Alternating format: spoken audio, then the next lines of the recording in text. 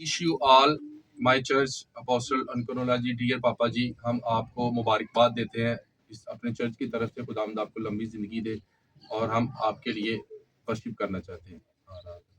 आराधना